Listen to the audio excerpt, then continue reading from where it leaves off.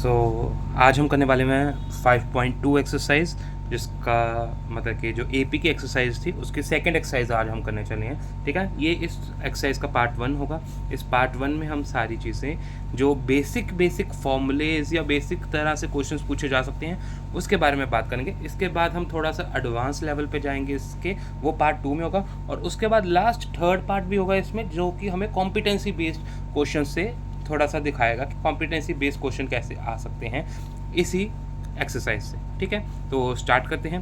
पहला क्वेश्चन उन्होंने जैसे दिया है, बेसिक तरह से एक ही क्वेश्चन है, उसको 3 तरह से वो पूछ सकते हैं। तीनों स्टेटमेंट मैंने लिख दी हैं इसमें।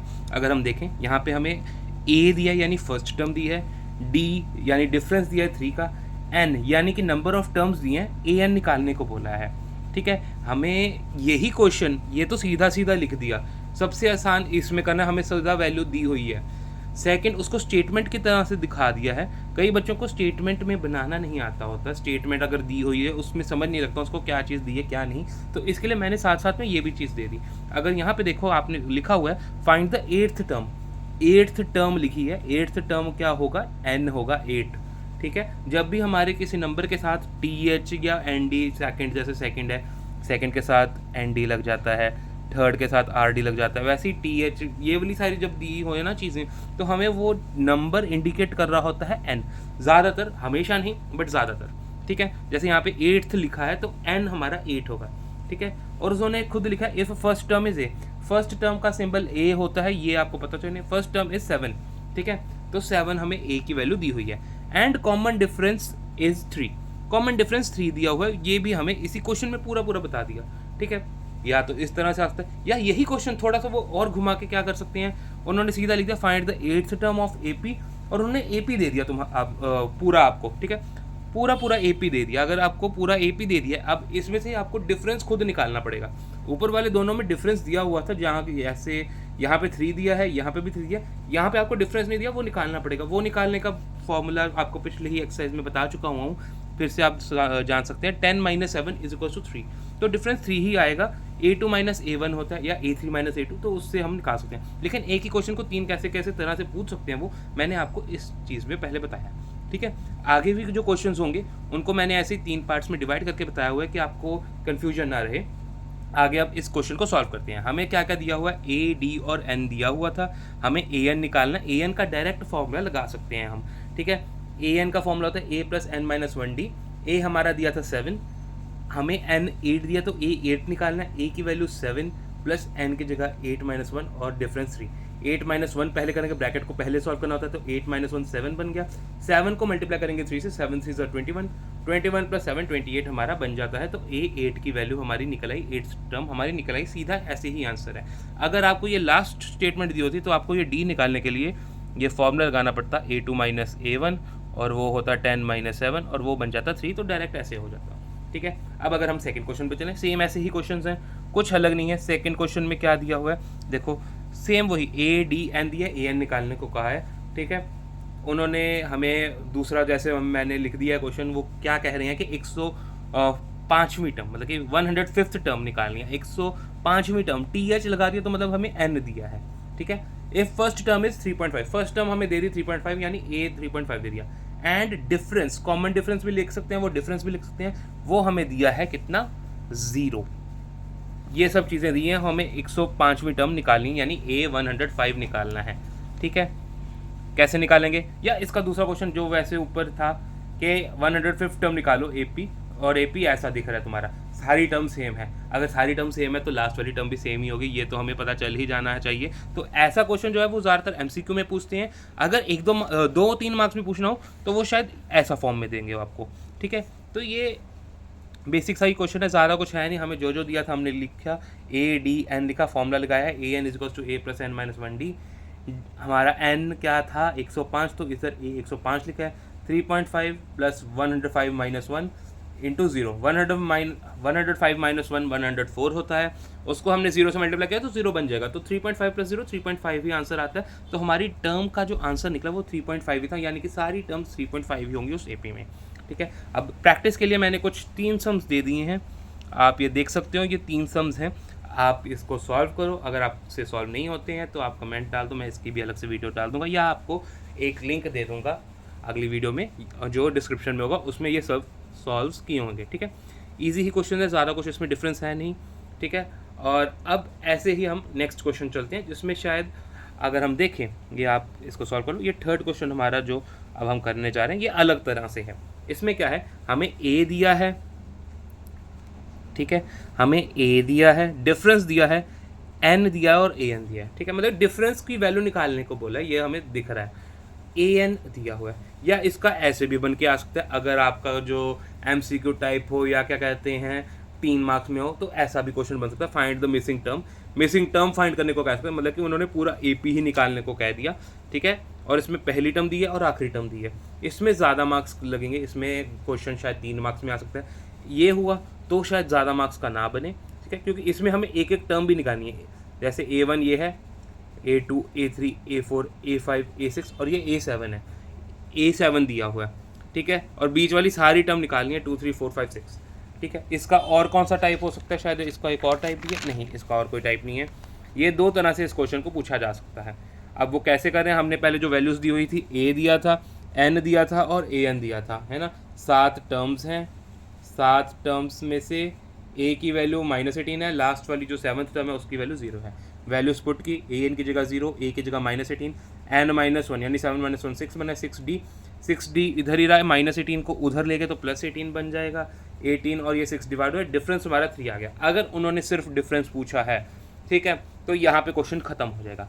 पर अगर उन्होंने बीच वाली टर्म्स निकालने को भी बोला है तो ये सम थोड़ा आगे चलेगा। और वो आगे कैसे चलेगा वो हमें पता है, वही फॉर्मूला लगेगा जो पिछली एक्सरसाइज में हम लगा रहे थे, D = A2 - A1।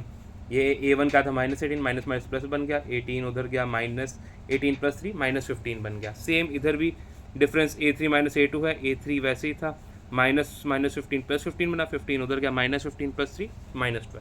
देखो ये वो क्या रही है, 18 ये वैल्यू पता थी, ये उधर की माइनस की बन गई, सॉल्व हुआ -15। ये सारी चीज़ें आपको पिछली एक्सरसाइज में मैंने बता चुका हुआ हूँ। ठीक है, अगर आपको ये चीज़ें समझ नहीं लग रही तो आप पिछली वीडियोज़ में देख सकते हो। आगे इसमें अगर हम देखें तो A4 - A3, अब A3 की वैल्यू ये -12 निकाली है, वो यहाँ पे पुट कर दी, माइनस माइनस प्लस बना, ये प्लस उधर जाके वापस माइनस बन गया, -12 + 3 -9। नेक्स्ट में चलेंगे तो फिर वही चीज़ होगी, ये -9 अब A4 की जगह ले लेगा, इससे हमारी A5 की वैल्यू निकल रही है। सेम उसी तरह से -9 + 3 -6, और ये A6 यहाँ पे पुट करेंगे, ठीक है, और सॉरी A5 इधर पुट करेंगे तो A6 की वैल्यू भी निकल जाएगी, जो -6 + 3 क्या बन जाता है, -3, तो A6 की वैल्यू भी हमारी निकल जाएगी। ठीक है, तो ऐसे हम निकाल सकते हैं। इसी का एक दूसरा एग्जाम्पल भी देख लेते हैं। ठीक है, ऐसा भी क्वेश्चन बन के आ सकता है। ठीक है, मिसिंग टर्म में जैसे अगर क्वेश्चन आए, या इसको घुमा के कैसे डाल सकते हैं वो भी चीज़ दी हुई है। उन्होंने कहा है डैश, मतलब A नहीं दिया, सेकेंड टर्म दिया, थर्ड टर्म नहीं दी, फोर्थ टर्म दिया। ठीक है, तो हम इसको कैसे निकालेंगे, एक मिनट। ठीक है, तो हम कैसे निकालेंगे, उस हमें क्या क्या दिया वो देखते हैं। सेकंड टर्म दी है और फोर्थ टर्म दी है, सेकंड टर्म 13 है, फोर्थ टर्म 3 है, और हमें क्या निकालना है, फर्स्ट टर्म और कॉमन डिफरेंस निकालना है। फर्स्ट टर्म और कॉमन डिफरेंस कैसे निकालेंगे, पहले तो हमें A2 का वैल्यू दी है 13, तो A2 का फॉर्मूला क्या होता है, A + D। ठीक है, A दिया था, A हमें कितना दिया है, हमें नहीं दिया, D दिया नहीं दिया, D को हमने उधर भेज दिया, 13 - D कर दिया। ठीक है, ये A की वैल्यू निकली है हमारी। A4 की वैल्यू कितनी दी है, 3। A4 का फॉर्मूला क्या होता है, A + 3D। याद कैसे रखना है ये फॉर्मूला, A4 दिया है, 4 से A कम क्या होता है, 3, तो A + 3D। A2 दिया था, 2 से कम क्या होता है, 1, तो A + 1D, 1D को हम D ही लिखते हैं तो यहाँ पे D लिखा है। ठीक है, ये 3D दूसरी साइड क्या -3D हो जाएगा, A की वैल्यू क्या होगी, 3 - 3D। ये भी A है, ये भी A है, दोनों की वैल्यू लेकिन अलग अलग आ रही है।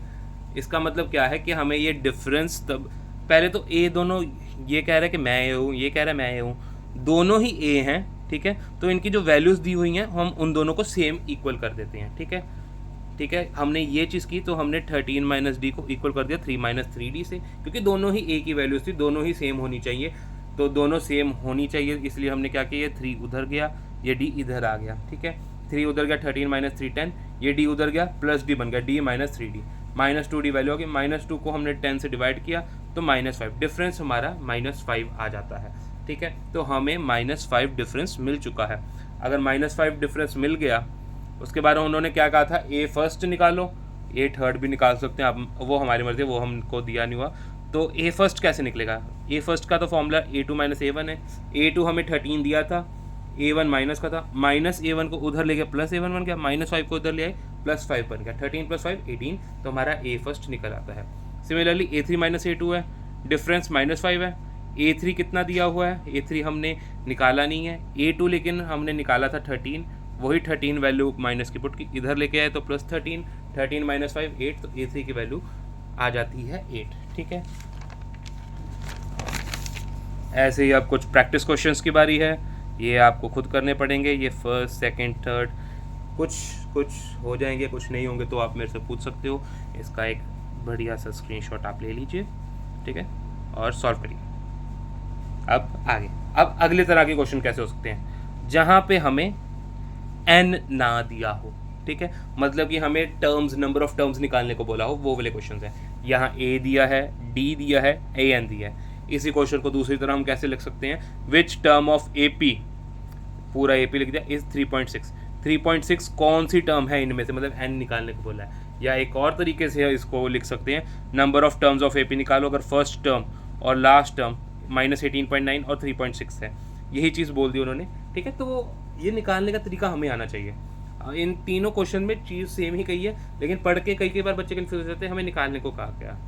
जैसे n, यहाँ तो क्लियर हो रहा है कि n ही निकालना है। इसमें विच टर्म का मतलब होता है n निकालना, ठीक है। और यहाँ पे नंबर ऑफ टर्म्स का है, तो वो भी हमें फाइंड करने को बोला, तो वो n ही निकालने को कह रही हैं, ठीक है। ये क्वेश्चन आपने देख लिए, अब इसका आंसर को कैसे सॉल्व करना है वो देखते हैं। a की वैल्यू -18.9 थी, d की वैल्यू 2.5, an की 3.6। वैल्यूज पुट करेंगे, an की वैल्यू 3.6 पुट की, a की वैल्यू -18.9, n - 1, d की वैल्यू 2.5, ठीक है। इसको सॉल्व कैसे करना है? -18.9 था, इधर आ गया, +18.9 बना, 18.9 3.6 को प्लस किया, यहाँ पे प्लस किया हुआ है मैंने, तो 22.5 बनता है। यहाँ क्या बचा? n - 1 और 2.5। अब जो ब्रैकेट है ना, ब्रैकेट को उधर ही रहने दो, बाकी चीज़ों को लेकर चलो। पहले ये प्लस था, प्लस की जगह उधर चला गया, तो मतलब माइनस का था, उधर जाके प्लस हो गया। अब बचा क्या? n - 1 और ये 2.5 बचा। n - 1 को कहीं नहीं हिलाना, 2.5 को उधर लेके जाओ, तो वो डिवाइड हो जाएगा, क्योंकि यहाँ पे वो मल्टीप्लाई हो रहा था, ठीक है। अगर वो मल्टीप्लाई हो रहा था, अब वो डिवाइड हो जाएगा। पॉइंट निकाला तो 22.5 और 2.5 था, इसका पॉइंट निकाला ऊपर 10, इसका पॉइंट निकाला नीचे 10, 10 और 10 कैंसिल, 225/25 बन गया।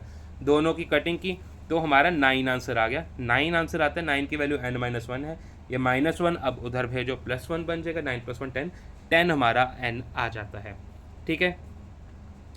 अब अगला क्वेश्चन भी कुछ ऐसा ही है। ये थोड़ा सा मुश्किल लग रहा था तो मैंने ये किया है, ठीक है। 18, 15, 1/2, 13 ऐसे करके पूरा AP दिया है, ठीक है। इसको फाइंड नंबर ऑफ टर्म्स कह सकते हैं, मतलब कि इसमें नंबर ऑफ टर्म्स निकालनी है, निकालना है।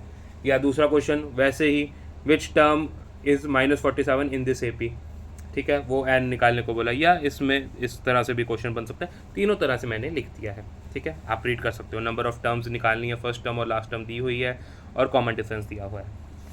अब तो या एक ऐसे तरह से भी पूछ सकते हैं, ठीक है, कि n निकालो, तो वो मैंने कैसे किया? a की वैल्यू लिख दी, d की, an की, दोबारा फॉर्मूला वही लगाएंगे, an = a + n - 1d। an की वैल्यू -47 है, a की वैल्यू 18 है, n - 1 वैसे ये, d की वैल्यू -5/2 है। पहले 18 को उधर भेजा तो -18, ये दोनों माइनस माइनस प्लस हो जाएंगे और साइन माइनस का ही रहेगा। ये भी आपको बता दूं, अगर दो चीज़ें माइनस की होती हैं तो वो प्लस होती हैं, लेकिन निशान माइनस का आता है, साइन माइनस का आता है, ठीक है। प्लस माइनस यानी होना माइनस है, साइन वो आएगा जो बिग होगा, यानी कि जो बड़ी टर्म है। माइनस प्लस है तो भी माइनस होना है, और साइन उसका जो बिग है। और दोनों चीज़ें अगर प्लस की हैं तो प्लस का ही निशान आएगा, और प्लस ही होगा और प्लस का निशान आएगा, ठीक है। ये चीज़ें थोड़े याद रख लो, बच्चों की बहुत गलती हो रही है। जैसे यहाँ पे माइनस माइनस, ये दोनों माइनस के थे, तो हुआ क्या? प्लस हुआ, दोनों को प्लस किया नंबरों को, लेकिन साइन कौन सा लगेगा? माइनस का, तो माइनस का साइन लगा, ठीक है। ये चीज़ थोड़ी सी ध्यान रख लेना। अब -5/2 था, ये -5/2 को उधर लेके गए तो होगा क्या? उल्टा हो जाएगा। -5/2 था, वो 2/5 बन जाता, 2 ऊपर 5 नीचे, और माइनस वहाँ साथ में लगा रहेगा। 5 को 65 से क्या 13, ये माइनस माइनस कैंसिल, 32 26 बन जाता है। n - 1 बच गया था उधर, क्योंकि ये तो उधर चला गया, -1 इधर आया, +1, 26 + 1 27। तो ऐसे हमारी निकल आती है n की वैल्यू। इसी क्वेश्चन को थोड़ा सा वो घुमा के भी कह सकते हैं कि ये क्वेश्चन है, जैसे इस क्वेश्चन में उन्होंने कहा -150 बताओ हमें इस AP की टर्म है कि नहीं है। ये AP आगे भी चल रहा है ऐसे ऐसे करके, ठीक है। इस AP में क्या 150 टर्म आ रही है, वो भी माइनस की, या is -150 term of sequence this, ऐसा क्वेश्चन भी पूछ सकते हैं। ये भी n निकालने को ही कहा है, क्योंकि उन्होंने कहा है विच टर्म, जैसे इज अ टर्म की बात कर रहे हैं कि कौन सी टर्म है या है भी नहीं, तो n की बात कर रहे हैं, n हम निकालेंगे अगर। और या डज द AP कंटेन्स -150, ऐसा भी क्वेश्चन पूछ सकते हैं कि इस AP में क्या -150 आता भी है कि नहीं। तो इसको हमने सॉल्व कैसे करना है, हमने पहले तो A की वैल्यू जो दी हुई है हमने निकाल ली। डिफरेंस कैसे निकालेंगे, इन दोनों को माइनस करके हमारा डिफरेंस भी आ गया -30। अब देखना है कि -150 AP में आता है कि नहीं, तो हम उसको AN मान लेंगे। पहले तो AN मान लिया, AN की वैल्यू -150, A की वैल्यू क्या है 11, n-1, D की वैल्यू -3 है। 11 उधर गया -11, तो -150 -11 -161, ये -3 था, इसको 3 से 161 से डिवाइड भी करा सकते हो, लेकिन डिवाइड करके कुछ वैल्यू नहीं निकलनी थी, तो मैंने क्या किया, -3 को n-1 से मल्टीप्लाई कर लिया। -3 को n से मल्टीप्लाई किया -3n, -3 को -1 से किया तो +3, या +3 उधर गया -3 बन गया 161 -3, ठीक है। दोनों निशान माइनस के तो प्लस हुआ, निशान माइनस का ही, 161 माइनस का, ये -3 इधर आया, डिवाइड हुआ 164/3। ये दोनों की कटिंग कहीं पे भी नहीं होती, मैंने सारे देख लिए हैं, ठीक है, तो कटिंग नहीं हो रही है, ये n ऐसे का ऐसे ही रह रहा है। अगर कोई भी n जो क्या कहते हैं पॉइंट्स में आए, ठीक है, पॉइंट्स में, या क्या कहते हैं रेशो में आए, तो वो n सही नहीं है।